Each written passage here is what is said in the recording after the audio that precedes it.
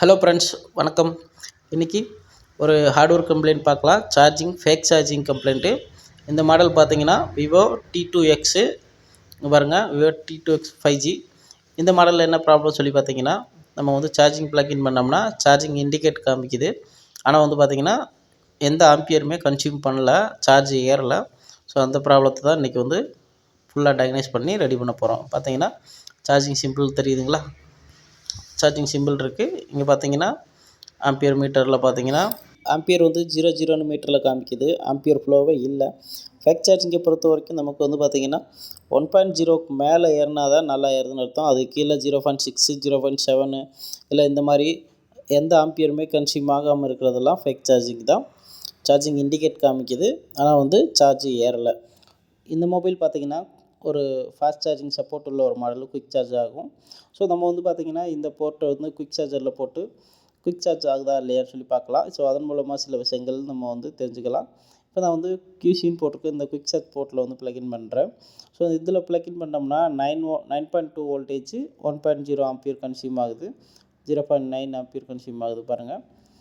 So நமக்கு வந்து பார்த்திங்கன்னா குயிக் சார்ஜ் ஆகுது. குயிக் சார்ஜை பொறுத்த வரைக்கும் 1.0க்கு மேலே ஏறினா நல்லா ஏறுதுன்னு அர்த்தம். 2.0 வரைக்கும் 3.0 வரைக்கும் ஏறும். சம் மாடல்ஸ் வந்து 12 வோல்ட் வரைக்கும் சப்போர்ட் பண்ணும். இந்த மாடல் வந்து 9.2 வோல்ட் வரைக்கும் சப்போர்ட் பண்ணுது போல். 0.9 ஆம்பியர் வந்து கன்சியூம் ஆகுது. ஸோ இதுலேருந்து நமக்கு வந்து என்ன தெரியுது சொல்லி பார்த்தீங்கன்னா, குயிக் சார்ஜிங்கில் நமக்கு வந்து சார்ஜ் ஆகுது. ஆனால் நார்மலாக 5 வோல்ட் சார்ஜரில் நம்ம வந்து ப்ளக்இன் பண்ணும்போது நமக்கு வந்து பார்த்திங்கன்னா சார்ஜ் ஆகலை. குயிக் சார்ஜிங் சிம்பிளும் காட்டுது. ஓகேங்களா? குயிக் சார்ஜே ஏறுது. ஸோ நார்மல் சார்ஜ் ஏறலாம். சப்போஸ் போர்ட் ப்ராப்ளமாக இருக்கும்னு சொல்லிட்டு நம்ம எல்லா போர்ட்லேயுமே செக் பண்ணி பார்த்தோம். இப்போ பாருங்கள், ஃபஸ்ட்டு இந்த போர்ட்டில் போட்டிருக்கோமா, எந்த ஆம்பியருமே கன்சியூம் ஆகலை. இந்த போர்ட்டில் ஆல்ரெடி போட்டிருந்தோம். ஸோ இதுலேயுமே ஏறல. இன்னும் 2 போர்ட் இருக்குது பாருங்கள், இதுலேயுமே நம்ம ப்ளக்இன் பண்ணுறோம். இதுலேயுமே அதே மாதிரி தான். நார்மல் சார்ஜிங் போர்ட்டில் வந்து கொஞ்சம் கூட ஆம்பியர் வந்து ரன் ஆகலை. ஸோ அங்கே இப்போது இந்த மொபைலில் எப்படி ரெடி பண்ணுறது இந்த மாதிரி கண்டிஷனில் அப்படிங்கிறத பற்றி பார்க்கலாம். ஓகே, இப்போ நம்ம அடுத்த டெஸ்ட் பண்ணலாம். ஃபோனை வந்து சுவிட்ச் ஆஃப் பண்ணிடலாம். சுவிட்ச் ஆஃப் பண்ணிவிட்டு சார்ஜ் போட்டால் நமக்கு வந்து சார்ஜ் ஆகுதா அப்படிங்கிறத பார்க்கலாம். சில மொபைல்ஸ் பார்த்திங்கன்னா சுவிட்ச் ஆஃப் கண்டிஷனில் ஏறும், சில மொபைல் வந்து பார்த்திங்கன்னா ஆன் கண்டிஷனில் ஏறும். ஸோ அதையும் வந்து ஒன்ஸ் டெஸ்ட் பண்ணிடலாம். இப்போ நம்ம சுவிட்ச் ஆஃபில் வந்து ப்ளக்இன் பண்ணியிருக்கோம். ஆனால் வந்து பார்த்திங்கன்னா ஃபோன் வந்து ப்ளக்இன் பண்ணதுனால ஆன் ஆகுது. நமக்கு வந்து எந்த ஆம்பியருமே கன்சியூம் ஆகலை. ஓகேங்களா? அதான் ஃபேக் சார்ஜிங் ஆகுதுன்னு தெரிஞ்சிச்சுல, நீங்கள் போர்டை ஓப்பன் பண்ணி டேரெக்டாக சர்வீஸ் பண்ணலாம்ல அப்படின்னு சொல்லி நினைக்கலாம். உங்களோட மைண்ட் வாய்ஸ் தெரியுது. ஆனால் நம்ம அதுக்கு முன்னாடி ப்ரைமரி செக்கிங் எல்லாமே முடிச்சிருக்கணும். ஸோ இது வந்து எதுக்காகனா ஒரு ட்ரைனிங் பர்பஸ் மாதிரி தான். ஸோ முன்னாடி நம்ம இதெல்லாம் செக் பண்ணியிருக்கணும் அப்படிங்கிறதுக்காக தான் வந்து ஃபுல்லாக ஷூட் பண்ணியிருக்கேன். சப்போஸ் நம்ம இதை டெஸ்ட் பண்ணாமல் நம்ம வந்து ஒர்க் ஸ்டார்ட் பண்ணிட்டோம் அப்படின்னா, போர்டை ஓப்பன் பண்ணி செக் பண்ணோம்னா நம்மளோட ஃபால்ட் ஃபைண்டிங் கண்டிப்பாக எங்கேயாவது தப்பாக முடிய வாய்ப்பு இருக்குது, இல்லை ரொம்ப டிலே ஆக வாய்ப்பு இருக்குது. ஸோ நம்ம வந்து ப்ராப்பர் செக்கிங் நமக்கு வந்து ரொம்ப மஸ்ட்டு. அப்போ தான் நம்ம வந்து எங்கே கை வைக்கணுங்கிறது டக்குன்னு தெரியும். இப்போ வந்து டிசி மீட்டரில் 5 வோல்ட் கொடுத்து தான் வந்து சார்ஜிங் ப்ளக்இன் பண்ணியிருக்கேன். இங்கே பார்த்தீங்கன்னா 0.20, அதாவது 0.1922 அது வரைக்கும் வந்து ரன் ஆகுது. சார்ஜிங் இண்டிகேட் காமிக்குது. ஸோ டிசி மீட்டரில் நம்ம என்ன கண்டுபிடிக்கிறோம் அப்படின்னு சொல்லி பார்த்தீங்கன்னா 5 வோல்ட், அதாவது நம்ம சார்ஜிங் போடக்கூடிய இந்த 5 வோல்ட்டு சார்ஜிங் ஐசி வரைக்கும் போகுது. ஸோ அதுதான் இதில் தெரிய வருது. சார்ஜிங் ஐசி வரைக்கும் போகிறதுனால தான் 0.20 வரைக்கும் நமக்கு கன்சியூம் ஆகுது. ஸோ சார்ஜிங் போர்டு நமக்கு வந்து ப்ராப்ளம் கிடையாது. மதர் போர்டு வரைக்கும் நமக்கு வந்து வோல்டேஜ் கன்சியூம் ஆகுது. அங்கே போயிட்டு தான் நமக்கு வந்து ப்ராப்ளங்கிறத இந்த டிசி மீட்டரில் போட்டது மூலமாக தெரிஞ்சுக்கிச்சு. நம்ம குயிக் சார்ஜரில் போட்டப்போ நமக்கு வந்து குயிக் சார்ஜிங் என்னபிள் ஆச்சு, ஃபாஸ்ட் சார்ஜிங் ஆச்சு. ஸோ நமக்கு வந்து ஃபாஸ்ட் சார்ஜிங் ஆகக்கூடிய 4 முக்கியமான லைன்ஸ் என்னென்னு சொல்லி பார்த்தீங்கன்னா, data plus, data minus, CC1 CC2. இந்த 4 லைன்ஸும் நமக்கு ப்ராப்பர் ஒர்க்கிங். ஸோ அதனால தான் நமக்கு வந்து பார்த்திங்கன்னா ஃபாஸ்ட் சார்ஜிங் என்னபிள் ஆச்சு. ப்ளஸ் டேட்டா மைனஸ் கம்யூனிகேஷன் இல்லைன்னா நமக்கு வந்து 5 வோல்ட்லேருந்து 9 வோல்ட் கம்யூனிகேஷன் வந்து நடக்காது, அந்த ஜம்பிங் வந்து நடக்காது. ஸோ டேட்டா ப்ளஸ் டேட்டா மைனஸும் ஒர்க்கிங்கு. ஸோ நம்ம வந்து சிசி போர்டை நம்ம வந்து செக் பண்ண வேண்டிய அவசியம் இல்லை. இப்போ நம்ம வந்து பேட்டரி டிஸ்கனெக்ட் பண்ணிவிட்டு சார்ஜிங் ப்ளக்இன் பண்ணியிருக்கோம். 0.3 ஓகேங்களா? பேட்டரி ப்ளக்இன் பண்ணோம்னா நமக்கு வந்து 0.12 வரைக்கும் நமக்கு வந்து வருது. சார்ஜிங் இண்டிகேட் காமிக்குது. ஆனால் சார்ஜ் ஆகலை. நமக்கு வந்து பார்த்திங்கன்னா ஆம்பியர் ஃப்ளோ வந்து பார்த்திங்கன்னா கரெக்டாகவே இல்லை. ஸோ ஓகே, இப்போ வந்து நம்ம போர்டு வியூ பார்த்துக்கலாம். போர்டை வந்து டயக்னைஸ் பண்ணிக்கலாம். ஃபஸ்ட்டு நான் ஓப்பன் பண்ணி மைக்ரோஸ்கோப்பில் வந்து ஐ ஸ்கேனிங் பண்ணிக்கிறேன். நம்ம ஐ ஸ்கேனிங் பண்ணுறது ரொம்பவே முக்கியம். ஐ ஸ்கேனிங் பண்ணும்போது நிறைய மொபைல்ஸில் நமக்கு வந்து ஃபால்ட்டை ஈஸியாக ஐடென்டிஃபை பண்ணிடலாம். ஃபிசிக்கல் டேமேஜோ இல்லை வேறு ஏதாவது தண்ணி பட்டு இருந்தாலும் நம்ம வந்து ஈஸியாக பார்த்து அந்த இடத்த மட்டும் சர்வீஸ் பண்ணால் போதும், நம்ம ஈஸியாக கண்டுபிடிச்சி ரெடி பண்ணிடலாம். பட் ஃபிசிக்கல் டேமேஜோ வாட்டர் லாக்கோ இல்லாமல் இருக்கக்கூடிய போர்டில் நம்ம சர்வீஸ் பண்ணுறது, நம்ம டயக்னைஸ் பண்ணுறது கொஞ்சம் கஷ்டமாக தான் இருக்கும். சரி, ஓகே. இந்த ஃபோனுக்கு வந்து பார்த்திங்கன்னா நமக்கு ஸ்கிமாட்டிக் இல்லை. ஸோ நம்ம பேசிக்காக என்னென்ன ஸ்டெப்லாம் ஃபாலோ பண்ணலாம் அப்படிங்கிற பற்றி பார்க்கலாம். இந்த மொபைலில் மெயின் சார்ஜிங் ஐசி பார்த்திங்கன்னா நமக்கு ப்ரைமரி சார்ஜிங் ஐசின்னு சொல்லுவோம். அது வந்து இந்த ஐசி தான், MT6360UP. இந்த ஐசி தான் வந்து மெயின் சார்ஜிங் ஐசி. ஓகே, நமக்கு இந்த மாடலுக்கு ஸ்கிமாட்டிக் இல்லை. ஸோ ஸ்டெப் பை ஸ்டெப்பாக ஒரு சார்ஜிங் ப்ராப்ளம் வரும்போது நம்ம எப்படி சர்வீஸ் பண்ணணும் அப்படிங்கிறத பற்றி பார்க்கலாம். ஃபஸ்ட்டு ஸ்டெப்பு பார்த்திங்கன்னா நமக்கு வந்து விபஸ் லைன் வந்து சார்ஜிங் ஐசி வரைக்கும் நமக்கு வருதான்னு பார்க்கணும். ரெண்டாவது வந்து பார்த்திங்கன்னா data plus data minus line வந்து நம்ம கரெக்டாக வேலை செய்யுதான்னு சொல்லி பார்க்கணும். அடுத்து ஃபாஸ்ட் சார்ஜிங் எனேபிள் பண்ணக்கூடிய CC1 CC2 லைன் வந்து சரியாக இருக்கான்னு பார்க்கணும். அடுத்து VPH ப்ரொடியூஸ் ஆகுதான்னு பார்க்கணும், கம்மியாகுதா கரெக்டாகுதான்னு.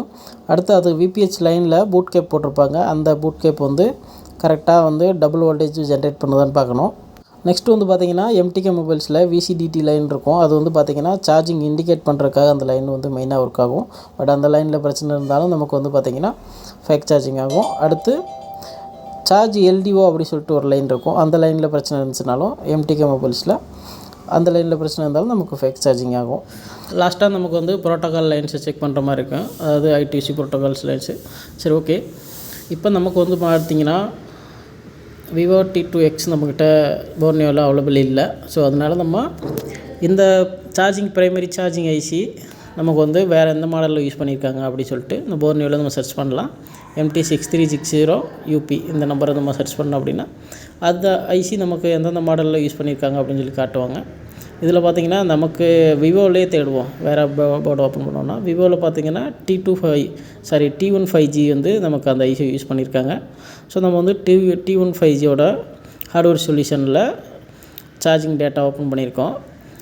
இதில் ஓப்பன் பண்ணி பார்த்தோம் அப்படின்னா நமக்கு அந்த ஐசியோட எந்த பின்னில் வந்து விபஸ் கனெக்ட் ஆகுது, VPH எந்த பக்கம் ப்ரொடியூஸ் ஆகுது அப்படி சொல்லிட்டு நமக்கு மென்ஷன் பண்ணியிருக்காங்க. அதை வச்சு நம்ம வந்து T2X5Gயை நம்ம வந்து செக் பண்ணலாம்.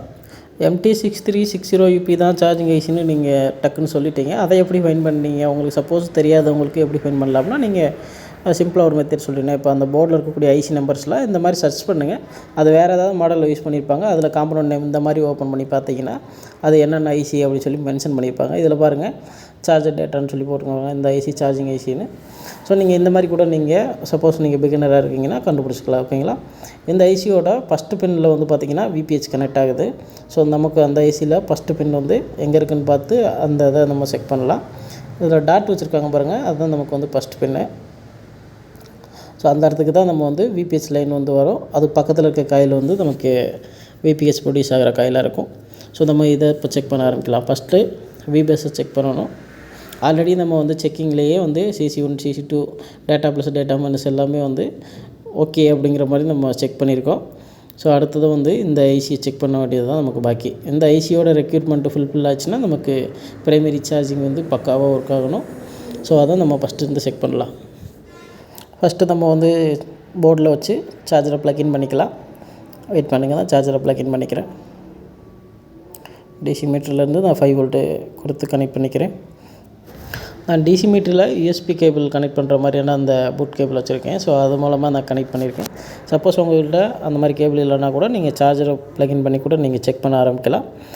ஸோ ஓகே, இப்போ நான் வந்து கனெக்ட் பண்ணிவிட்டேன். இந்த சார்ஜிங் ஐசியோட ஃபஸ்ட் பின் சைடில் இருக்கக்கூடிய கேப்பில் ஏதாவது ஒன்றில் கனெக்ட் ஆகும். இங்கே பார்த்தீங்கன்னா இதில் கனெக்ட் ஆகுது, இந்த கேப்பில் கனெக்ட் ஆகுது. 5 வோல்ட்டு நமக்கு வந்து charging board to main board வரைக்கும் நமக்கு ப்ராப்பராக வருது. நிறையா நீங்கள் வீடியோஸில் பார்க்கலாம், ஃபேக் சார்ஜிங் ஆச்சுன்னா CC போர்டிலேருந்து மதர் போர்டுக்கு ஒரு ஜம்பர் அடிப்பாங்க. ஸோ அது இப்போ நம்ம அதை ஜம்பர் அடித்து யூஸ்லெஸ் தான். ஏன்னா நமக்கு வந்து பார்த்திங்கன்னா சார்ஜிங் CC போர்டிலேருந்து நமக்கு மதர் போர்டு வரைக்கும் 5 வோல்ட்டு ப்ராப்பராக வருது. ஓகேங்களா? ஸோ இந்த டைமில் நீங்கள் ஜம்பர் அடிச்சிங்கன்னா, மற்றவங்க அடிச்சிருக்காங்க ஃபேக் சார்ஜிங் ஆகுது அப்படின்னு சொல்லி அடிச்சிருந்தீங்கன்னா அது வேஸ்ட்டு தான். ஓகேங்களா? ஸோ இங்கே 5 வோல்ட் வருது. இந்த கேப்பும் நமக்கு வந்து பார்த்திங்கன்னா 5 வோல்ட் வருது. இந்த பக்கம் பார்த்திங்கன்னா VPH ஜென்ரேட் ஆகுது. அந்த இடத்துட்ட ஸ்க்ராட்ச் பண்ணியிருக்கு பாருங்கள், அந்த இடத்துட்ட VPH ஜென்ரேட் ஆகுது. கெப்பாசிட்டரோட இந்த பக்கம் பார்த்திங்கன்னா 4.65. ஆக்சுவலாக இது பூட் கேப்பு. ஸோ 2 சைடு நமக்கு வந்து வோல்டேஜ் வருது. ஒன் சைடு பார்த்திங்கன்னா VPH வோல்டேஜ், இந்த பக்கம் பார்த்தீங்கன்னா 4.58. அது கெப்பாசிட்டரோட இந்த எண்டில் பார்த்தீங்கன்னா 4.65. ஆக்சுவலாக போட் கேப் வந்து ஒர்க் ஆகலை. ஆக்சுவலாக விபிஹெச் சைடு வந்து வோல்டேஜ் பார்த்தீங்கன்னா இந்த பக்கம் பார்த்தீங்கன்னா 0.8 வருது பாருங்கள். ஸோ விபிஹெச் காயிலில் தான் பிரச்சனைன்னு நினைக்கிறேன். ஆக்சுவலாக விபிஹெச் வோல்டேஜ் நமக்கு வந்து ஜென்ரேட் எவ்வளோ ஆகுதோ அதோட டபுள் வோல்டேஜ் நம்ம போட் கேப்பில் வந்து ஜென்ரேட் ஆகணும். ஆக்சுவலாக அந்த காயில் தான் நமக்கு வந்து பிரச்சனைன்னு நினைக்கிறேன். ஒன்று டேமேஜாக இருக்கலாம், இல்லை அப்படின்னா அந்த காயில் வந்து ஒர்க் ஆகாமல் இருக்கலாம், என்னோட கெஸ்ஸிங். இப்போ நம்ம வந்து டேமேஜாக இருக்கா இல்லையான்னு சொல்லிட்டு நம்ம செக் பண்ணி பார்க்கலாம். நான் இதை அழுத்துறேன். ஓகே, நம்ம அழுத்தினோம்னா நமக்கு வந்து பார்த்திங்கன்னா விபிஎஸ் ப்ராப்பர் ஜென்ரேட் ஆகுதுன்னு நினைக்கிறேன். ஸோ வோல்டேஜ் வந்து நமக்கு செக் பண்ணி பார்க்கலாம். இப்போ அழுத்திக்கிட்டு இந்த கேப்பில் செக் பண்ணலாம். இப்போ பாருங்கள் 4.45 வந்து அந்த கெப்பாசிட்டியில் வருது. ஆக்சுவலாக இப்போ நம்ம அந்த காயில் வந்து அழுத்தாமல் விட்டுட்டோம். இப்போ பார்த்திங்கன்னா 0.8 தான் வருது. ஆக்சுவலாக அது விபிஹெச்சோட கனெக்ட் ஆகக்கூடிய கெப்பாசிட்டர், அதாவது காயிலோட இன்னொரு எண்டில் வந்து கனெக்ட் ஆகிருக்கு. ஸோ நமக்கு வந்து விபிஎஸ் வந்து ப்ராப்பராக இந்த காயில் வழியில் நமக்கு வந்து அவுட்புட் வரலை. ஒன்றும் அந்த காயில்ஸில் வந்து ப்ராப்ளம் இருக்கலாம், இல்லை அப்படின்னா அந்த போர்டும் அந்த காயில் நம்ம வந்து ப்ரெஸ் பண்ணோமா நமக்கு வந்து அந்த போர்டு சைடு கூட ஏதாவது டேமேஜ் இருக்கலாம். ஃபஸ்ட்டு நம்ம அந்த காயிலை வந்து ரிமூவ் பண்ணிடலாம். ரிமூவ் பண்ணிவிட்டு காயில் ஏதாவது டேமேஜ் இருக்கான்னு ஃபஸ்ட்டு பார்த்துக்கலாம். விபிஹெச் காயில் நமக்கு வந்து ஃபுல்லாக டேமேஜ் இருக்குது. ஓப்பன் பண்ணியாச்சு பாருங்கள். ஸோ விபிஹெச் காயில் நம்ம வந்து வேறு சேஞ்ச் பண்ணோம்னா ஒர்க் ஆகும் எனக்கு தெரிஞ்சு. ஸோ விபிஹெச் காயில் நம்ம வேறு மொபைல்லேருந்து நம்ம டைரெக்டாக எடுத்துக்கலாம். விபிஹெச் காயிலை பொறுத்த வரைக்கும் எல்லா மொபைல்லையுமே 1 மைக்ரோ ஹென்ரி காயில் தான் யூஸ் பண்ணியிருப்பாங்க. ஸோ நீங்கள் கண்ணை மூடிட்டு வேற ஒரு மாடல்லேருந்து விபிஹெச் காயில் எடுத்து வச்சு நம்ம யூஸ் பண்ணலாம். இப்போ நான் வேற ஒரு போர்டுலேருந்து விபிஹெச் காயில் ரீப்ளேஸ் பண்ணியிருக்கேன். இப்போ நம்ம வந்து இதை செக் பண்ணலாம், பக்காவாக ஒர்க் ஆகுதா இல்லையான்னு சொல்லிட்டு. போர்டை ஃபஸ்ட்டு கொஞ்சம் கூலிங் பண்ணிக்கலாம். போர்டை வந்து ஃபேனில் வச்சுருக்கேன். சார்ஜிங் செக்ஷனை பற்றி நம்ம யூடியூப்பில் ஆல்ரெடி ஒரு வீடியோ போட்டிருக்கேன். அதோட லிங்க்கு டிஸ்கிரிப்ஷனில் கொடுக்குறேன். நீங்கள் தேவைப்படுறவங்க பார்த்தீங்கன்னா அதிலே வந்து நிறைய விஷயங்கள் யூனிவர்சலாக எல்லா மாடலையும் எப்படி நம்ம வந்து செக் பண்ணணும் அப்படிங்கிற பற்றி அந்த இதில் வீடியோவில் கவர் பண்ணியிருக்கேன்.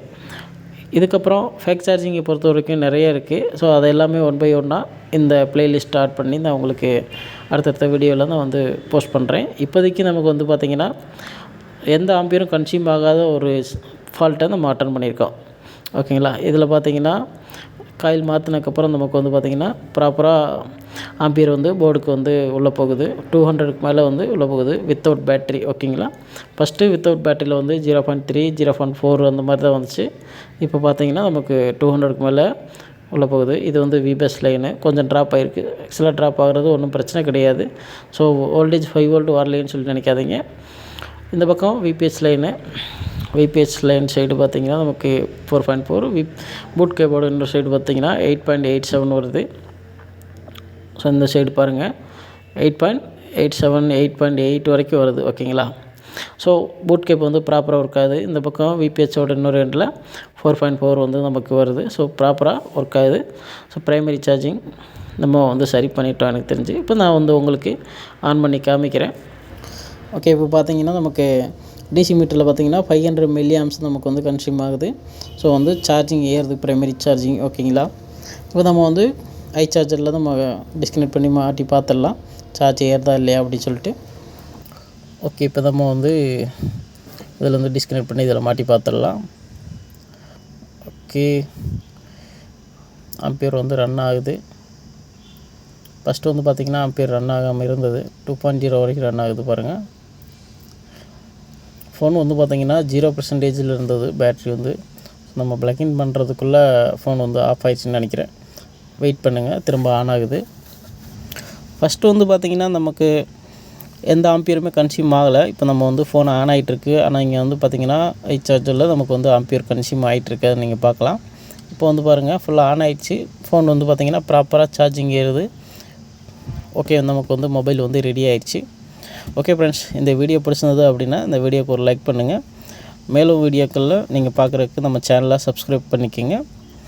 வீடியோக்கு லைக் பண்ணிங்கன்னா தான் எனக்கு இந்த மாதிரியான கண்டென்ட்டை நான் வந்து வீடியோ எடுத்து எடிட் பண்ணி போஸ்ட் பண்ணுறதுக்கு எனக்கும் கொஞ்சம் ஹாப்பியாக இருக்கும். ஸோ வீடியோவை மறக்காமல் லைக் பண்ணுங்கள், சேனலை சப்ஸ்கிரைப் பண்ணி வச்சுக்கோங்க. ப்ளேலிஸ்ட் நான் வந்து க்ரியேட் பண்ணுறேன். வேறு ஏதாவது உங்களுக்கு டவுட்ஸ் இருக்குது அப்படின்னா நீங்கள் கமெண்ட் செக்ஷனில் கமெண்ட் பண்ணலாம். டெலகிராமில் நமக்கு ஒரு குரூப் இருக்குது. அதோட லிங்க் டிஸ்கிரிப்ஷனில் கொடுத்துருக்கேன். ஜாயின் பண்ணாதவங்க ஜாயின் பண்ணிக்கோங்க. அதில் நிறைய பேர் இருக்காங்க. உங்களோட டவுட்ஸ் இருந்துச்சுன்னா நீங்கள் அதில் க்ளியர் பண்ணிக்கலாம். Thank you friends. நான் இன்னொரு நல்ல வீடியோவில் சந்திக்கிறேன். தேங்க்யூ.